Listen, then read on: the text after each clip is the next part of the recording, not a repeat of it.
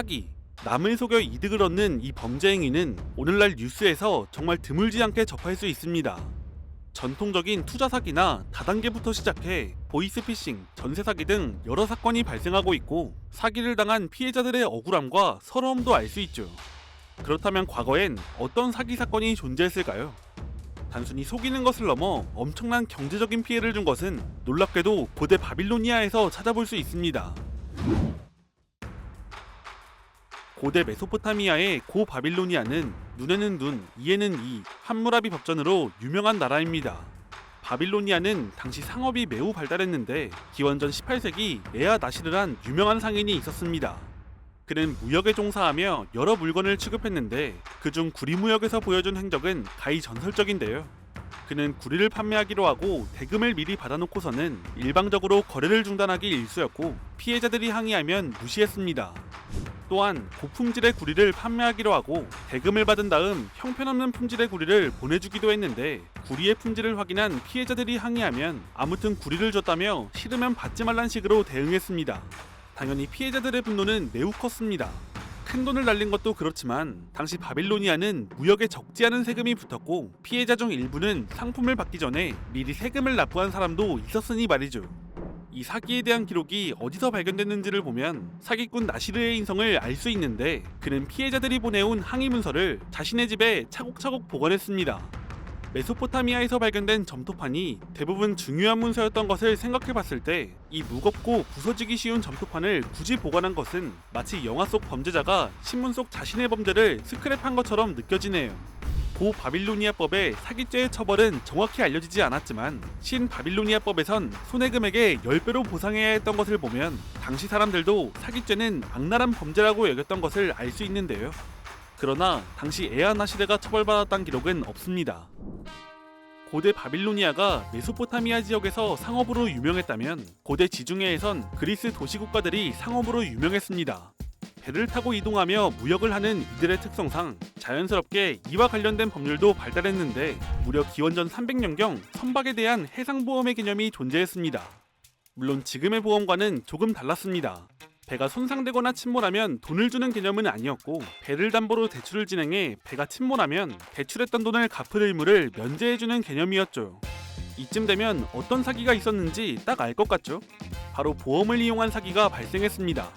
기원전 300년 그리스의 상인 헤게스트라토스는 교역을 위한 대출을 땡기고 화물이 배달되었을 때 화물로 원금과 이자를 갚는 계약을 맺었습니다. 물론 상인, 아니 사기꾼 헤게스트라토스는 정상적인 교역으로 대출을 상환할 생각이 전혀 없었죠. 그는 배가 침몰하면 대출이 면제된다는 점을 노려 배를 자침시킨 다음 대출금만 먹고 튈 계획을 구상했습니다. 그러나 배와 함께 선원들을 모두 바닷속에 익사시키는 이 계획은 곧 선원들에게 유출되어 버렸고 그는 배 대신 스스로 바다에 침몰하는 것으로 대출 상환을 회피하며 사망했습니다. 중세 유럽엔 영주의 양을 관리하던 양치기가 있었습니다. 그리고 이들은 놀랍게도 영주를 대상으로 사기를 치면서 정말 많이도 해먹었습니다. 이들의 가장 기본적인 스킬은 양가죽을 이용하는 것이었는데요. 양가죽을 벗길 때 좋은 가죽이 나오면 따로 모아놨다가 몰래 팔아치웠고 팔아치운 돈으로 거의 반값밖에 안 하는 형편없는 가죽을 구매해 물량을 메꿔 영주에게 보고했습니다. 당연히 여기서 나온 차익은 양치기들이 챙겼습니다. 아니면 좋은 가죽을 뜨거운 물에 담가 건조시키면 마치 병 걸려 죽은 양의 가죽처럼 변하는데 이 경우 영주들은 그것을 버리거나 헐값에 처분했는데요. 양치기들은 이것을 이용해 본인들이 받아서 사용하기도 했습니다. 양치기들은 양의 숫자를 속이는 방법을 사용하기도 했습니다. 양떼를 관리하면서 새로 태어나는 새끼 양의 숫자를 속여 양을 빼돌렸죠. 대담하게도 다른 양치기와 협력해 엄청난 수익을 내기도 했는데 관리하는 양 중 일부를 몰래 빼돌리거나 팔아치운 다음 양을 검사하는 사람이 오기 전 동료에게서 양 몇 마리를 잠시 빌려 부족한 양의 수를 메꾼 다음 검사를 통과했습니다. 물론 이 같은 일이 영주에게 발각되면 벌금이나 처벌을 받겠지만 사기꾼들이 그런 걸 신경 쓰진 않겠죠. 이외에도 고용인에 대한 피고용인의 사기는 중세 유럽에서 광범위하게 나타난 것으로 보이는데 주인을 위한 상품을 구매할 때 금액을 뻥튀기 하고 차액을 빼돌리는 것은 아주 일반적인 방법이었던 것으로 추정됩니다. 중세 유럽에선 향신료를 둘러싼 사기도 있었습니다. 유럽은 고대 로마 시절부터 후추 등 각종 향신료가 인기를 끌었는데요. 1세기 로마의 마르쿠스 가비우스 아피키우스가 쓴 요리책은 소개한 468개의 요리 중 349개의 요리에 후추를 사용했을 정도였습니다. 그러나 대부분의 향신료는 유럽에서 생산되는 것이 아닌 동쪽 어딘가에서 수입해오는 것이었습니다. 로마가 멸망한 이후 중세 유럽의 열악한 환경으로 인해 향신료의 수입은 대폭 감소했고, 당연히 수요에 비해 공급이 부족해지면서 향신료의 가격은 폭등했습니다. 시간이 지나 12세기 무렵엔 유럽의 정세가 안정을 찾아가고 십자군 전쟁으로 동서교역이 다시 활기를 띠며 향신료 무역 역시 증가했는데, 향신료는 그 특성상 부피나 무게에 비해 막대한 이익을 가져다줬기 때문에 일반적으로 구분하기 힘든 아주 약간의 수작으로도 큰 이익을 얻을 수 있었습니다.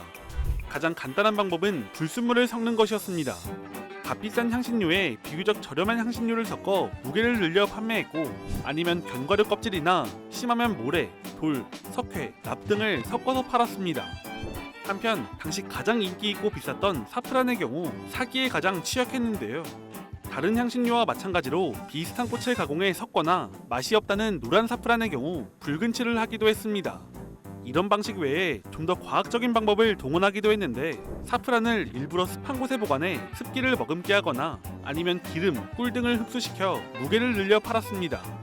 당연히 이를 감독하는 사람들도 있었는데요. 유럽에선 각 도시의 상인 길드에서 감독해 향신료 사기꾼이 적발될 시 최대 사형에 처했고, 아라비아에선 시장 조사관들이 통제했습니다. 이들은 모든 상인이 품질 관리 규정을 지키게 했으며 고객을 속이는 행위를 종교에 위배되는 것으로 간주했습니다. 중세 유럽에선 지식인들도 각종 사기에 동참했습니다. 그들은 주로 공문서를 위조해 자신에게 유리하게 만드는 사기를 많이 쳤죠. 이 때문에 왕실에선 모든 왕실 공문서를 양피지로 기록하라고 지시하기도 했는데요. 양피지는 지방 함량이 높아 문자를 변조하려고 하면 껍질이 벗겨지는 경우가 많았기 때문에 변조가 힘들었다고 합니다. 그러나 중세 유럽에서 가장 엄청난 사기를 친 사기꾼은 이런 지식인, 귀족 잡범들이 아니었습니다. 바로 중세 교황청과 당시 역대 교황들이었죠. 이들의 사기 사건은 이러했습니다. 과거 4세기 로마의 황제 콘스탄티누스 1세는 사실 나병을 앓았는데 교황의 세례를 통해 이것이 치유되었고, 후일 수도를 로마에서 콘스탄티노플로 천도하며 옛 서로마 땅에 대한 모든 권한을 교황청에 기증했으며 이것을 문서로 남겼는데, 이것을 콘스탄티누스의 기증 칙령이라고 합니다. 이 덕분에 서유럽에선 세속 권력보다 교황의 종교 권력이 더 우위에 있게 됐고, 중세 교황청은 이를 근거로 카톨릭 영주들의 갈등에 개입하는 등 영향력을 행사했죠. 그러나 문제는 이 문서가 조작되었다는 것입니다. 르네상스에 접어들며 이탈리아 인문주의자 로렌초 발라는 인문학적 전문 지식을 통해 이 문서가 조작됐다는 것을 증명했는데, 당장 4세기 기록에 콘스탄티누스 1세가 나병을 앓았다가 치료됐다는 기록이 없고, 이 문서는 황제가 사망한 지 2세기가 지나서야 발견됐으며, 결정적으로 문서에 사용된 서식이나 문법, 단어, 표현 등이 4세기엔 사용되지 않던 것이었습니다. 오히려 8세기 이후에나 사용되던 것이라고 하네요. 아무튼 교황청의 사기 행각은 결국 수세기가 지나서 드러나고 맙니다.